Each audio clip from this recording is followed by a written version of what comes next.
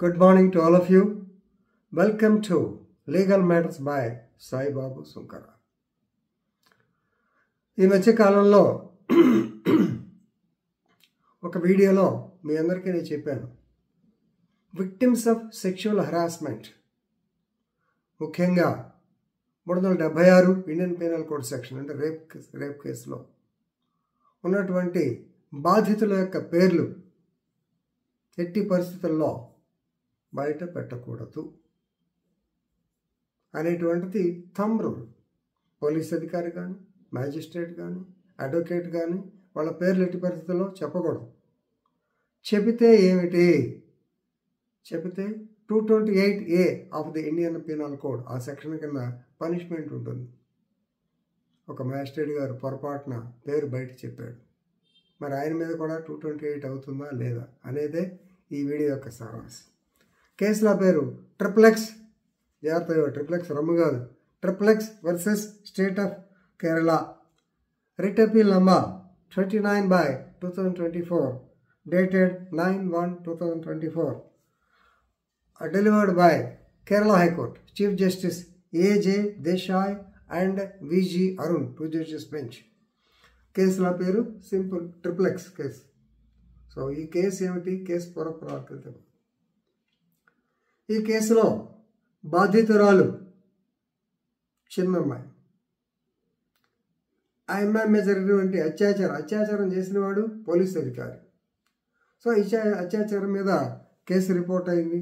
Case కూడా POCSO act అంటాం దీన్ని, 2012లో వచ్చింది. పోక్సో యాక్ట్ అంటే prevention of children from sexual offences act. Rape case కూడా దీని కింద వస్తుంది. 354A 354 కేసు కూడా దీనిలోనే పెట్టచ్చు. ఎందుకంటే ఈ యొక్క పర్వర్సివ్ యాక్టివిటీస్ ఆన్ ద చిల్డ్రన్, చిన్నపిల్లల మీద ఇలా చేసేవాళ్ళు ఎక్కువైపోయారు కాబట్టి దానికి సపరేట్గా ఒక యాక్ట్ కావాలని చెప్పి ఐపీసీలో 376 354 ఐపీసీ ఉన్నా సరే సపరేట్గా స్పెషల్ యాక్ట్ కావాలని చెప్పి ఈ పోక్సో యాక్ట్ రావడం జరిగింది. పోక్సో యాక్ట్ కూడా స్లోగా మిస్యూజ్డ్ కింద వెళ్ళిపోతుంది. అన్నీ ఆన్లైన్ కానీ స్లోగా ఆ లైన్కి వెళ్తుంది.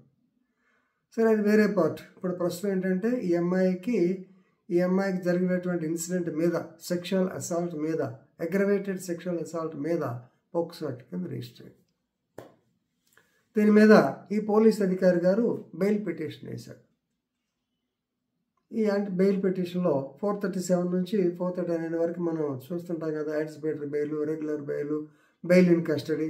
సో వీటన్నిటిలో మొత్తానికి బెయిల్ వేశారు.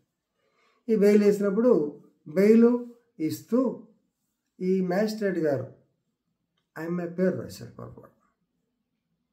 He did not anonymize the name of the victim. ఇట్లా ట్రిప్లెక్స్ లాగా రాయాల, గబక్కన పేరు రాశారు. బెయిల్ ఆర్డర్ వచ్చి ఆ బెయిల్ ఆర్డర్లో పేరు వచ్చేటప్పటికి అగ్రీడ్ పార్టీ, ఆమె ఫాదర్ ఉంటారు కదా, ఆయన కోర్టుకు వెళ్ళాడు. మ్యాజిస్ట్రేట్ గారి మీద యాక్షన్ తీసుకోండి, హైకోర్టులో వేశాడు రిట్. మ్యాజిస్ట్రేట్ కానీ, పోలీసు కానీ, అడ్వకేట్ కానీ, జ్యుడిషియల్ ఆఫీసర్ కానీ ఎట్టి పరిస్థితుల్లో ఈ యొక్క విక్టిమ్ యొక్క పేరు చెప్పకూడదు. మా అమ్మాయి పేరు చెప్పారు, తద్వారా మా కుటుంబ ప్రతిష్ట ఆల్రెడీ ఇబ్బంది పడుతున్నాం. దట్టు అదర్ సైడ్ ఎవరు? పోలీస్ అధికారి. వీటిలో పుణ్యం మీద కారం చల్లినట్టు మీరు పేరు చెప్పడం, ఎవరి అమ్మాయి అనేటువంటి సెర్చ్ ఎక్కువైంది. చాలామంది నన్ను అడుగుతున్నారు. ఇక్కడ ఒకసారి ఈ సెర్చెస్ ఎలా ఉంటాయంటే, పైగా ఈ social media effect. 3 days back our honourable prime minister of India Shri Narendra Modiji లక్షద్వీప్కి వెళ్ళటం, అక్కడ నేను స్కార్క్లింగ్ చేసామంటాం, లక్షద్వీప్ టూరిజంకి బ్రహ్మాండంగా పనికి వస్తుందంటాం. దాని మీద మాల్దీవ్స్ 3 మంత్రులు, రషీమ్, వీళ్ళంతా ఏదో పిచ్చి మాట్లాడటం. దానివల్ల ఏమైందంటే అసలు లక్షద్వీప్ ఎక్కడుంది, కావరట్టి ఎక్కడుంది, దీని యొక్క టూరిజం ఫెసిలిటీస్ ఏంటి, నరేంద్ర మోడీ వెళ్ళాడంటే ఏదో ఉంటుంది, మనం కూడా చూద్దామని చెప్పి విపరీతమైనటువంటి క్రేజ్ వచ్చేసింది. అదే ప్రాబ్లం. విక్టిమ్ పేరు తెలియగానే ఓ మెమ్మాయా ఏమిటయా ఇన్ని అనేవాళ్ళు చాలామంది ఉన్నారు కాబట్టి నాకు ఇబ్బంది అయింది, టేక్ యాక్షన్ అగ్రీత్ మ్యాజిస్ట్రేట్ అని చెప్పి ఎస్ ఫైల్ రిట్ పిటిషన్. దాని మీద సింగిల్ జడ్జి గారు స్పందిస్తూ, ఆయన జ్యుడిషియల్ ఆఫీసర్స్ ప్రొటెక్షన్ యాక్ట్ 1975 అనుకుంటా, 1985 జడ్జెస్ ప్రొటెక్షన్ యాక్ట్ 1985 ఉంటుంది. పైగా it is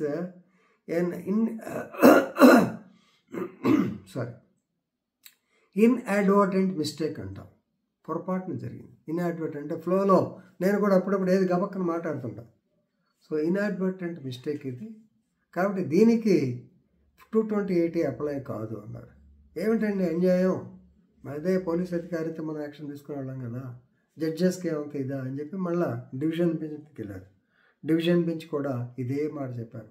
magistrate cannot be prosecuted under section 228A IPC on an inadvertent omission to anonymize the name and the details of the victim.